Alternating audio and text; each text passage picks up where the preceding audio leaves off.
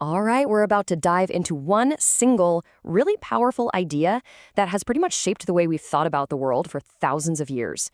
It's called teleology, and at its heart, it's really just the story of the question why.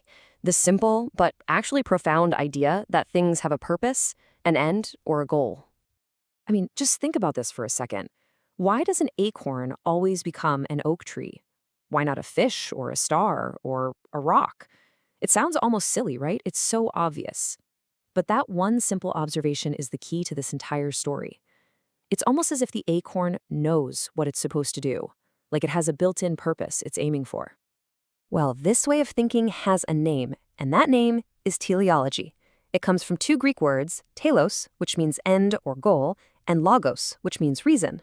So when you put them together, a teleological explanation isn't just about how something is happening, it's about why it's happening, the ultimate purpose it's trying to achieve. Okay, and this is where we have to make a really important distinction. On one hand, you've got extrinsic purpose.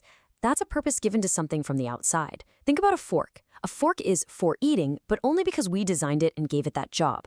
But then there's intrinsic purpose, the idea that something has its own goal, built right in. The acorn's mission to become an oak tree? That seems to come from inside the acorn itself. Now, this whole idea of intrinsic purpose wasn't just some cute little theory for the ancient Greeks. Oh no. For them, it was basically the operating system of the entire universe. So let's jump back in time and explore the world as they saw it, a world just brimming with purpose. The two heavyweights who really championed this idea were Plato and his student Aristotle. They looked around at the incredible order of the natural world and thought, there's no way this is all just random. For them, purpose, what Aristotle called the final cause, wasn't just an idea. It was a real, active force that was literally shaping the world. I just love this example from Aristotle. He says, look, you can't really explain why we have teeth just by listing what they're made of. That's missing the point. The real explanation, the final cause, is what they're for. Their purpose, which is chewing food, is the ultimate reason they even exist in the first place. But not everybody was on board. The Roman poet Lucretius came along with a counter-argument that sounds stunningly modern. He basically said, you've got it all backward. Things just happen to exist by chance, and then we figure out how to use them. The eye wasn't made for seeing, we see because we happen to have eyes. And just like that, he set up the core debate that would echo for the next 2,000 years. And that debate really came to a boil during the scientific revolution. All of a sudden, the entire goal of science was to explain the world without using purpose, to build a world purely out of causes and effects. Now, this change didn't happen overnight. It was more like a 1-2-3 punch in the 17th century. First, Francis Bacon argued that looking for these final causes was a distraction from doing real hands-on science. Then, René Descartes came along and said, look, even if God has purposes, we could never know them anyway. And then you have Thomas Hobbes, who just took the whole thing to a completely new level.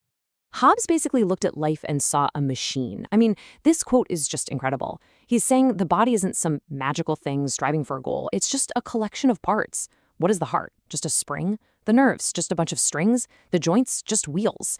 And with that powerful mechanical image, purpose was pretty much officially kicked out of science. So case closed, right? Purpose is dead. Well, not so fast, because it turns out this idea didn't really go away. It just kind of went into hiding. And the ghost of Aristotle is still haunting some very modern fields, creating a new battlefield for this ancient argument. The biologist J.B.S. Haldane just nailed the modern problem with his famous line. He's saying biologists have this secret, complicated relationship with teleology. In public, in their papers, they'll say, of course, there's no purpose in evolution. But in private, in the lab, they can't stop talking like there is. So what's going on? Okay, so modern evolutionary theory is crystal clear. Evolution has no goal. It's not trying to get anywhere. It's just a process of natural selection working on totally random mutations. So an animal's traits are adapted, but that's just a label we stick on after the fact. It wasn't a goal from the beginning. And yet, it's just so much easier to say wings are for flying. That language of function is a useful shortcut that, let's be honest, sounds a whole lot like purpose. It's almost impossible to talk about biology without it. But this whole idea's influence stretches way beyond the science lab.